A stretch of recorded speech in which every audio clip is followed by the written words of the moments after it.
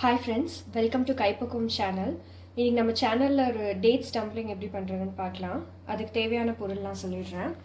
பால் ஒரு 1/4 கப் எடுத்திருக்கேன்.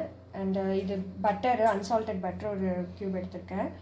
இது வந்து கோகோனட் பவுடர், இது கோதுமை மாவு, அப்புறம் சீட்ஸ் எல்லாம் ரிமூவ் பண்ணிவிட்டு ஒரு 5 டேட்ஸ் எடுத்திருக்கேன்.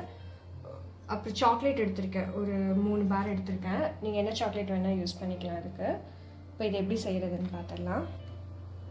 இதுக்கு ஃபஸ்ட்டு நம்ம கோதுமை மாவு போட்டு ஒரு டோ ரெடி பண்ணிடலாம். இது நம்ம சப்பாத்திக்கு எப்படி ரெடி பண்ணுவோமோ அதே மாதிரி ரெடி பண்ணிக்கலாம்.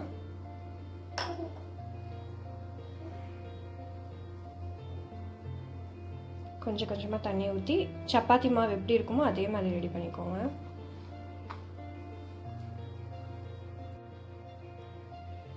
நான் இப்போ மாவு நல்லா பிணைஞ்சி இந்த மாதிரி இந்த சைஸுக்கு நம்ம வந்து ரவுண்ட் பண்ணி வச்சுக்கலாம். இந்த சைஸ் இருந்தாலே போதும். இப்போ வந்து சப்பாத்தி மாவு எப்படி நம்ம தேய்ப்போமோ அதே மாதிரி தேய்ச்சிக்கலாம். நான் அந்த மாவு எல்லாத்தையும் இந்த மாதிரி சின்ன சின்ன பீசஸாக திரட்டி வச்சுருக்கேன். அண்ட் அதுக்குள்ளே ஸ்டஃப் பண்ணுறதுக்கு ஒரு பேஸ்ட் ரெடி பண்ணிடலாம். இது டேட்ஸு, 5 டேட்ஸ் போட்டிருக்கேன். அண்டு நம்ம எடுத்து வச்ச பட்டர், இது ஃபுல்லாக கொஞ்சம் மெல்ட் ஆகிடுச்சு. பட்டர் போட்டிருக்கேன். அண்டு பால், இது ஒரு பேஸ்ட் மாதிரி ரெடி பண்ணி எடுத்துக்கோங்க.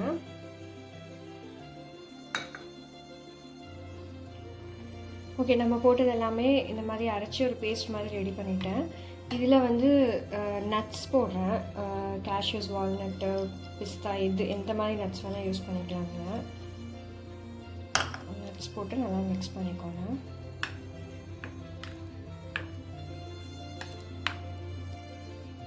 இப்போ நம்ம இப்படி தேய்ச்சி வச்சுருக்க மாவில் இந்த ஸ்டஃபிங்கை வச்சிடலாம். நடுவில் ஸ்டஃபிங் வச்சுட்டு இதை மடிச்சுக்கோங்க. இது உங்களோட விருப்பம் தான், என்ன ஷேப் வேணுமோ அந்த ஷேப்பில் மடிச்சுக்கலாம். இது எக்ஸ்ட்ராவாக வர மாவை நான் எடுத்துட்டு எனக்கு இந்த மாதிரி ரவுண்ட் ஷேப்பில் வேணும். ஸோ இந்த மாதிரி ரவுண்டாக பண்ணி எடுத்துக்கோங்க. நான் எல்லா ஸ்டஃபிங்கையும் இந்த மாதிரி அந்த மாவில் போட்டு ரெடி பண்ணி வச்சுருக்கேன்.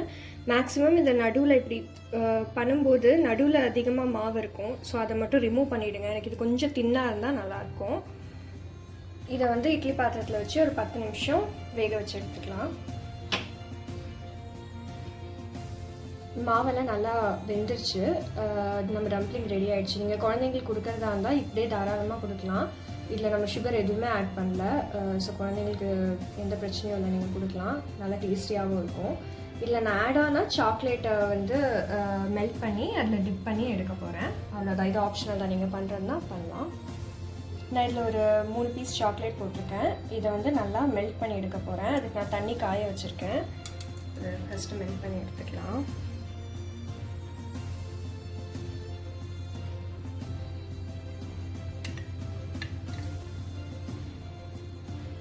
ஓகே, சாக்லேட் நல்லா மெல்ட் பண்ணி எடுத்துட்டோம். இது கொஞ்சம் திக்காக இருக்குது. இதில் பால் ஊற்றி கொஞ்சம் இதை லூஸ் பண்ணிக்கலாம்.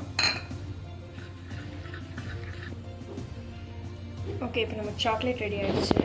இப்போ இந்த டம்ப்ளிங் எடுத்து ஒரு சாக்லேட்டில் டிப் பண்ணி அந்த கோகோனட் பவுடரில் இந்த மாதிரி கோட் பண்ணிக்கோங்க.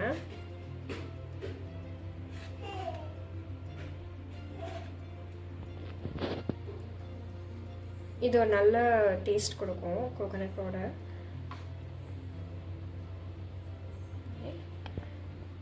பிளேட்டில் வச்சுக்கலாம். இதே மாதிரி எல்லாத்தையும் பண்ணி எடுத்துக்கோங்க. ஓகே, இப்போ நம்ம டம்ப்ளிங்லாம் நல்லா தேங்காயெலாம் போட்டு கரெக்டாக ரெடி பண்ணி வச்சுட்டேன். இப்போ அதை ஃப்ரீசரில் வச்சு ஒரு 2 hours கழிச்சு எடுத்திங்கன்னா நம்ம டம்ப்ளிங் ரெடி ஆகிடும். ஓகே, இப்போ நான் 2 hours ஃப்ரீசரில் வச்சு எடுத்துட்டேன். இந்த சாக்லேட்லாம் நல்லா ஃப்ரீஸ் ஆகி அந்த போட்ட தேங்காயெலாம் நல்லா க்ரன்ச்சியாக இருக்குது. ஸோ நம்ம dates dumpling ready. Thanks for வாட்சிங். உங்களுக்கு ட்ரை பண்ணி பார்த்துட்டு உங்களுக்கு பிடிச்சிருந்தா சேனல் சப்ஸ்கிரைப் பண்ணுங்கள்.